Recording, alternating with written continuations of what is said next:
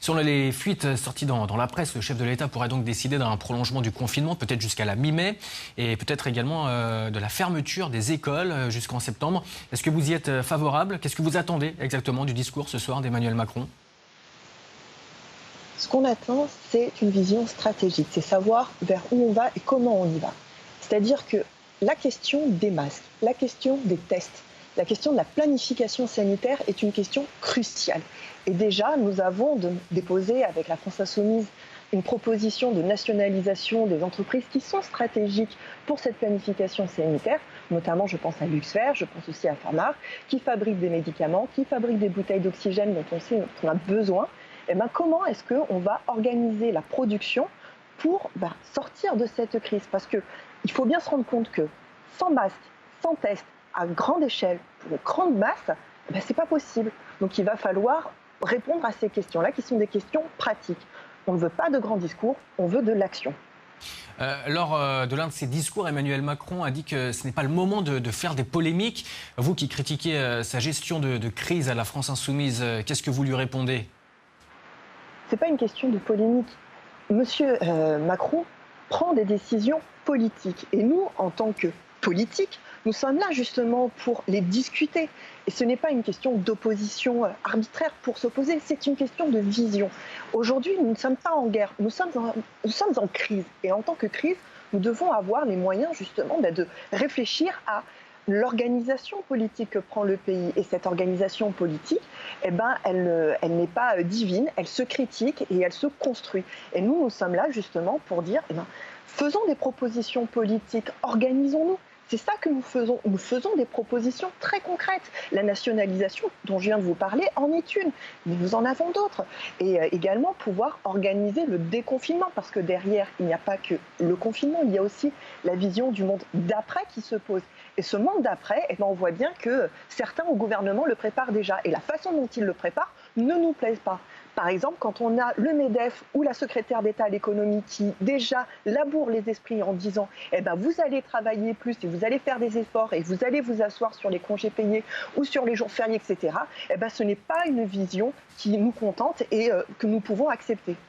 Justement, vous parlez du MEDEF. Le MEDEF et la CFDT s'opposent sur le temps de travail post-confinement pour relancer l'économie du pays. Qu'est-ce que vous proposez, vous, à la France Insoumise, lors de cette période post-crise?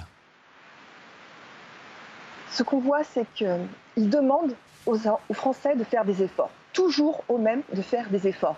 Mais je rappelle qu'en ce moment même, il y a des entreprises françaises qui versent des dividendes. Vous avez par exemple Vivendi qui va servir près de 700 millions de dividendes, ou encore Veolia, ou encore Michelin, etc. On ne va pas tous les citer, mais on voit que de l'argent, il y en a, et qu'à chaque fois, quand il s'agit de richesses, elles sont privatisées, et quand il faut faire payer tout le monde, là, on pense aux travailleurs. C'est toujours le même refrain. Et cela, les gens ne sont pas dupes. Ce qu'il faut, c'est vraiment qu'ils changent, eux, leurs habitudes de rentier. C'est à eux de changer. Et ce n'est pas aux gens de changer. Aujourd'hui, il faut penser à ne pas relancer l'économie telle qu'elle est, mais la relancer de manière différente, penser différemment. Vous savez, en 2017, on avait proposé une vision alternative des choses. Ça avait un programme, c'était l'avenir en commun. Ce n'était pas un bout de papier, c'était une vision des choses. Quand on parlait de relocalisation, quand on parlait de planification écologique, de partage des richesses, vous aviez là-dedans des mesures qui étaient importantes. Et par exemple, je n'en citerai qu'une, nous proposions de recruter 62 500 soignants. 62 500 soignants.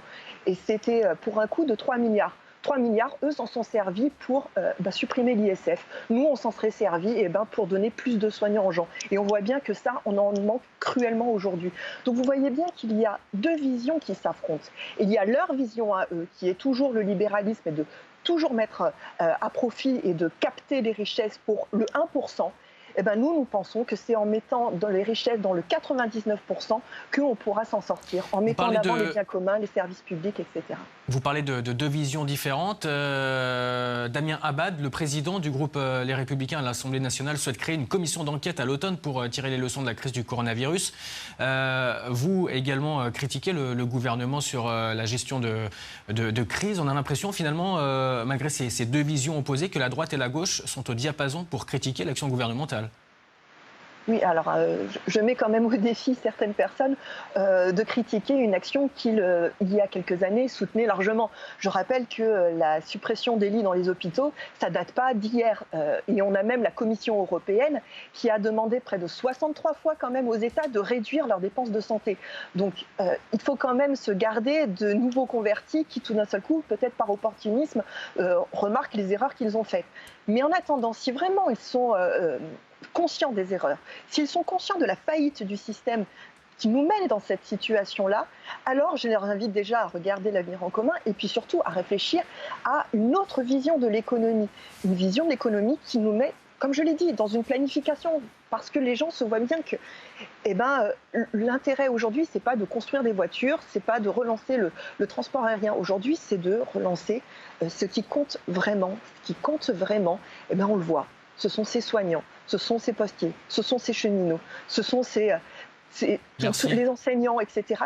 Et on voit bien que ce sont eux qui sont en première ligne. Donc ce qu'il faut rémunérer, si vraiment il faut faire passer quelque chose en premier, ce sont tous ces services publics bien avant le capital. C'est le mot de la fin. Merci Julie Garnier d'avoir répondu à nos questions. Je rappelle que vous êtes oratrice nationale de la France Insoumise.